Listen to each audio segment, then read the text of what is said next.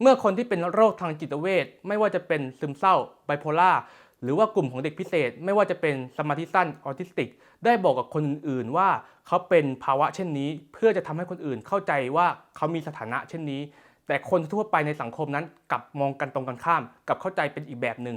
ทุกคนครับวันนี้ผมจะมาพูดถึงเรื่องหนึ่งครับที่คนส่วนใหญ่ยังเข้าใจกันผิดอยู่ก็คือเรื่องที่ว่าเมื่อคนที่เขาเป็นโรคทางจิตเวชไม่ว่าจะเป็นโรคซึมเศร้าไบโพล่าหรือว่าโรคทางจิตเวชอื่นๆหรือกลุ่มของเด็กพิเศษไม่ว่าจะเป็นโรคสมาธิสั้นหรือว่าออทิสติกเขามีความคิดที่อยากจะบอกคนอื่นเพื่อจะทำให้คนอื่นเนี่ยรู้สถานะของเขาที่เขาเป็นแต่ว่าหนึ่งในเหตุผลสำคัญที่ว่าเขาไม่อยากจะบอกคนอื่นก็คือคนอื่นเนี่ยอาจจะไม่เข้าใจในสิ่งที่เขาต้องการจะสื่อคืออย่างนี้ครับคือถามว่ามันควรที่จะต้องบอกคนไหมอันที่จริงผมมองว่ามันไม่จำเป็นต้องไปบอกคนเยอะแยะหรอกมันไม่จำเป็นต้องไปประกาศบอกใครก็ได้นึกออกไหมไม่ต้องไปบอกกับทุกคนอะไรอย่างนี้ก็ได้ไม่จำเป็นแต่อย่างน้อยเนี่ยควรจะบอกกับคนที่เขาเชื่อใจคืออย่างน้อยเนี่ยควรจะบอกกับคนที่เขาแบบเขามองว่าบอกไปแล้วเนี่ยจะมีประโยชน์กับเขาหรือว่าช่วยเหลือกับเขาได้อย่างเช่นคนที่เป็นเพื่อนสนิทของเขาคนที่เป็นคนในครอบครัวหรือว่าเป็นคนที่เขารักอะไรแบบนี้เนาะซึ่งส่วนใหญ่เนี่ยหลายๆคนเนี่ยเขาก็ยังไม่อยากบอกเลยจากที่ผมได้พูดคุยกับคนที่เป็นโรคทางจิตเวชหรือว่าเด็กพิเศษหลายๆคนเนี่ยเขาก็บอกว่าเขาก็ไม่อยากจะบอกแม้กระทั่งเพื่อนสนิทของเขาหรือว่าคนที่เขารักเขาก็ไม่อยากจะบอกแต่ที่เขาไม่อยากจะบอกเนี่ยไม่ใช่เพราะว่าเขาไม่เชื่อใจแต่ที่เขาไม่อยากจะบอกเป็นเพราะว่าเขารู้สึกว่าบอกไปแล้วเนี่ยสิ่งที่เขาต้องการจะสื่อเนี่ยมันกลับตรงกันข้ามกับสิ่งที่เขารับรู้ได้อันที่จริงแล้วเนี่ยเขาเพียงแค่อยากจะบอกกับคนอื่นเพื่อจะทำให้คนอื่นรู้สถานะที่เขาเป็นเท่านั้นเองครับแต่คุณเชื่อไหมครับว่าเมื่อเราได้บอกกับคนอื่นไปแล้วเนี่ยว่าเรามีภาวะพวกนี้เนี่ยผมให้ทายเล่นๆครับว่าสิ่งที่คนทั่วไปเนี่ยเขารับรู้ได้เนี่ยเขามองว่าเราบอกเพื่ออะไรครับให้ทายเล่นๆครับผมไม่แน่ใจครับว่าคุณจะทายถูกไหมนะแต่สิ่งที่ผมอยากจะบอกก็คือเมื่อเราได้บอกว่าเรามีภาวะของโรคพวกนี้เกิดขึ้นเนี่ยสิ่งที่คนส่วนใหญ่เนี่ยมักจะรับรู้ได้ก็คือเขากลับรับรู้ตรงกันข้ามกับสิ่งที่เราต้องการจะสื่อครับเขากลับเข้าใจว่าเราบอกว่าเราเป็นโรคพวกนี้เพราะว่าเราต้องการเอาโรคพวกนี้มาเป็นข้อจำกัดในการไม่พัฒนาตัวเองเราต้องการเอาโรคพวกนี้มาเป็นข้ออ้างบ้างเอาโรคพวกนี้มาเป็นกับดักชีวิตเอาโรคพวกนี้มาเป็นคำสาปชีวิตหรือหนักกว่านั้นก็คือเขามองว่าเอาโรคพวกนี้มาเป็นข้ออ้างเพื่อที่เวลาเราทำผิดเนี่ยเราจะได้ไม่ต้องรับผิดโอ้โหมันน่าตกใจไหมคือคนส่วนใหญ่เนี่ยที่เขารับรู้ได้เนี่ยว่าเวลาคนที่เป็นโรคพวกนี้ไปบอกกับคนอื่นบอกเพื่อทำให้รับรู้สถานะเฉยๆแต่ว่าเขากลับตีความว่าเป็นแบบนั้นซึ่งอันนี้ผมบอกได้เลยว่าจากที่ผมได้คุยกับคนที่เป็นโรคทางจิตเวชหรือว่าเด็กพิเศษหลายๆคนเนี่ยเจอกันเกือบทุกคนเลยครับเจอแบบนี้กันเกือบทุกคนเลย นี่คือความจริงอย่างหนึ่งครับที่ผมมองว่าเรายังเข้าใจกันผิดอยู่ทุกคนครับวันนี้ผมจะมาบอกความจริงครับความจริงเนี้ยคือความจริงที่จากผมได้พูดคุยกับคนที่เป็นโรคทางจิตเวชหลายๆคนรวมไปถึงได้คุยกับคนที่เป็นเด็กพิเศษหลายๆคนด้วยซึ่งความจริงเนี้ยผมกล้าพูดได้เลยว่า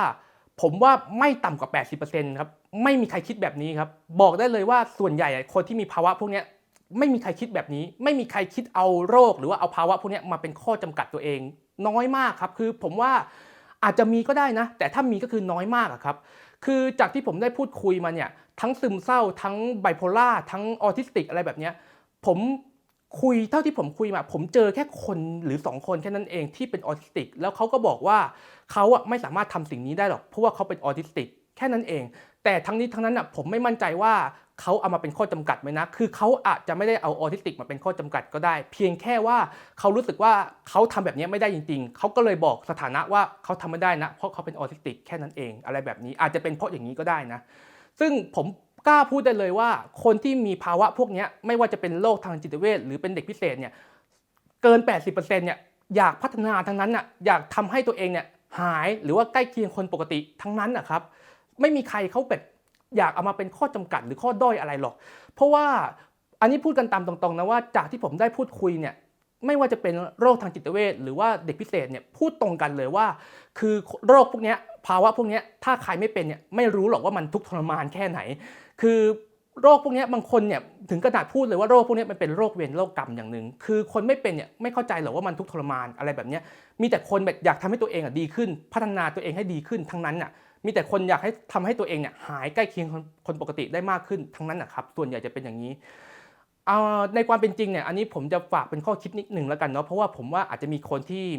มีโรคหรือว่ามีภาวะพวกนี้มาดูด้วยผมก็อยากจะบอกนะครับว่าโอเคในมุมมองนึงเนี่ยโอเคเราอาจจะมองว่ามันเป็นโรคเวรโรคกรรมอย่างนี้ก็ได้อาจจะมองว่ามันทุกข์มากกว่าคนปกติก็ได้อันนี้ผมยอมรับครับว่ามันเป็นเรื่องจริงจากตัวผมเนี่ยผมก็มีภาวะพวกนี้ผมก็เลยรู้ว่ามันทุกข์มากกว่าคนปกติจริงๆครับอันนี้ผมยอมรับเลยว่ามันมีปัญหาจริงๆแต่อยากจะฝากบอกเอาไว้ครับว่าการที่เราได้เสพความเจ็บปวดมากกว่าคนอื่นเราได้เสพความทุกข์มากกว่าคนอื่นมันจะช่วยทำให้เราแข็งแกร่งยิ่งกว่าคนอื่นครับผมอยากจะให้มองมุมกลับกันแค่นั้นเองโอเคเรายอมรับครับว่ามันทุกข์มากกว่าคนอื่นจริงแต่ถ้าเราผ่านความทุกข์พวกนี้ไปได้เราจะแข็งแกร่งยิ่งกว่าคนทั่วไปครับเพราะว่าเราเจอเรื่องที่มันทุกข์มากกว่าแล้วเราสามารถก้าวข้ามมันมาได้ครับเพราะฉะนั้นอยากจะฝากบอกเอาไว้ครับว่าบางครั้งเนี่ยโอเคทุกข์มากกว่าก็ทุกข์มากกว่าแต่เราเลือกที่จะเปลี่ยนมุมมองได้ครับแล้วมันนำมาซึ่งคำถามครับว่าแล้วทำไมเราถึงควรจะต้องบอกคนอื่นด้วยก่อนอื่นเนี่ยผมอยากจะบอกก่อนนะว่าจะบอกใครเนี่ยบอกหรือไม่บอกอันนี้เป็นสิทธิส่วนตัวของแต่ละคนผมไม่บอกแล้วกันนะว่าบอกหรือไม่บอกหรือแบบไหนดีกว่ากันอะไรอย่างนี้อันนี้เป็นสิทธิส่วนตัวของแต่ละคนที่คุณจะต้องไปพิจารณาเอาเองว่าควรจะบอกหรือไม่บอกใครเนาะทีนี้ผมจะพูดในมุมมองของการที่ควรจะต้องบอกแล้วกันว่าทำไมถึงควรจะต้องบอกนั่นเพราะว่าเราบอกเพื่อจะทำให้คนอื่นรู้ครับว่าสถานะของเรานั้นไม่ปกติเหมือนคนอื่นๆเราบอกเพื่อทำให้คนอื่นทั่วๆไปเนี่ยหรือว่าคนที่เราต้องการจะบอกเนี่ยรู้ครับว่าเราไม่ควรจะใช้เกณฑ์ของคนปกติทั่วๆไปเนี่ยมาใช้กับเราเพราะเรามีภาวะบางอย่างที่ไม่เหมือนคนปกตินี่คือสิ่งที่ต้องการจะบอกครับบอกเพียงแค่ทำให้รู้สถานะเท่านั้นเองครับไม่ได้บอกเพื่อเอามาเป็นข้อจำกัดอะไรบอกเพื่อทำให้รู้สถานะว่าเราไม่ได้ปกติเหมือนคนทั่วไปนะอะไรแบบนี้เท่านั้นเองครับเราแตกต่างจากคนทั่วไปอะไรแบบนี้ทีนี้เนี่ยผมขอยกตัวอย่างทำให้มันเข้าใจได้ง่ายขึ้นแล้วกันเนาะอย่างเช่นเมื่อคุณเห็นคนตาบอดคุณจะรู้แล้วว่าคุณจะไม่ใช้เกณฑ์ปกติทั่วไปของคนทั่วไปมาใช้กับคนตาบอดเพราะอะไรเพราะเขาคือคนตาบอดไงเขาไม่ได้เป็นคนที่เหมือนกับคนส่วนใหญ่ที่เป็นกันเพราะฉะนั้นเนี่ยคุณจะรู้เองว่าเมื่อคนนี้เป็นคนตาบอดปุ๊บคุณจะเรียกว่าไงคุณจะไม่ใช้เกณฑ์คนปกติทั่วไปกับเขาละทีนี้ก็ขึ้นอยู่กับคุณแล้วว่าคุณจะช่วยเหลือเขาจะเมตตาเขามากขึ้นหรือจะยังไงอันนี้ก็แล้วแต่คุณเนาะแต่ว่าอย่างน้อยคุณรู้แล้วว่าสถานะเขาคือไม่ได้ปกติเหมือนคนทั่วไปนี่คือตัวอย่างให้เห็นภาพง่ายๆครับแต่ว่าตาบอดเนี่ยมันเป็นอะไรที่เป็นรูปธรรมมันเห็นภาพได้ง่ายแต่ว่าโรคทางจิตเวชหรือว่าภาวะของเด็กพิเศษอะไรพวกนี้มันบางทีเนี่ยมันเกี่ยวข้องกับเรื่องของจิตใจมันจะไม่ใช่อะไรที่มองเห็นออกมาเป็นรูปธรรมบางทีมันเป็นนามธรรมเพราะว่ามันเป็นเรื่องของจิตใจเรื่องของพฤติกรรม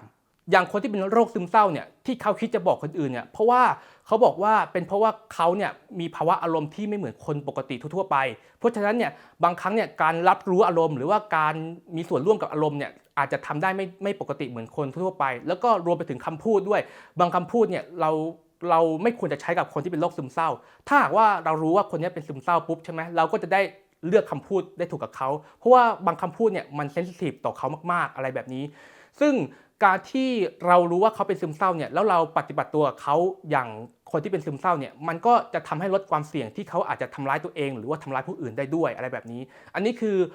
อข้อคิดสำหรับการที่เราบอกครับว่าคนนี้เป็นซึมเศร้าคือคนที่เป็นซึมเศร้าบอกคนอื่นๆเพื่อจะทำให้คนอื่นรู้ครับว่าภาวะอารมณ์ของเขานั้นไม่ได้ปกติเหมือนคนทั่วไปหรือคนที่เป็นออทิสติกเราบอกเพราะว่าอะไรเราบอกเพราะว่าจะทำให้คนอื่นรู้ครับว่าเราจะมีปัญหาบางเรื่องอย่างเช่นมีปัญหาเรื่องการสื่อสารมีปัญหาเรื่องทักษะสังคมโดยเฉพาะทักษะสังคมที่มีปัญหาเป็นปัญหาใหญ่ของออทิสติกเลยไม่ว่าจะเป็นมากหรือเป็นน้อยแค่ไหนก็จะมีปัญหาหมดเลยเพราะฉะนั้นเนี่ยมันอาจจะเกิดการที่เราทำอะไรผิดหรือทำอะไรที่มันไม่ดีโดยที่เราไม่ได้ตั้งใจก็ได้อะไรแบบนี้เรียกว่าทำอะไรผิดโดยที่ไม่รู้ตัวและไม่ได้ตั้งใจอะไรแบบนี้ก็เป็นพอเราบอกไปปุ๊บเนี่ยคนอื่นก็จะได้เข้าใจว่าอ๋อก็คือเราก็ไม่ควรใช้เกณฑ์คนปกติมาใช้กับคนนี้นะเพราะว่าคนนี้บางทีเนี่ยเขาไม่รู้เรื่องนี้จริงๆหรือบางทีเขาทำเรื่องนี้พลาดไปจริงโดยที่เขาไม่ได้ตั้งใจอะไรแบบนี้ครับอันนี้ก็คือในมุมมองของการที่ควรจะบอกเนาะว่ามันมีข้อดีอย่างไรประมาณนี้ครับสุดท้ายผมอยากจะฝากข้อคิดทิ้งท้ายไว้ว่าความแตกต่างของจิตใจเป็นเพียงแค่สถานะเพียงแค่คุณใช้ความเป็นมนุษย์เปิดหัวใจและความรู้สึกของตัวเองคุณจะพบกับความจริงที่ว่าทุกคนล้วนแล้วแต่อยากพัฒนาตัวเองไม่มีใครเอาโรคมาเป็นข้อจำกัดหรือข้ออ้างหรอกครับ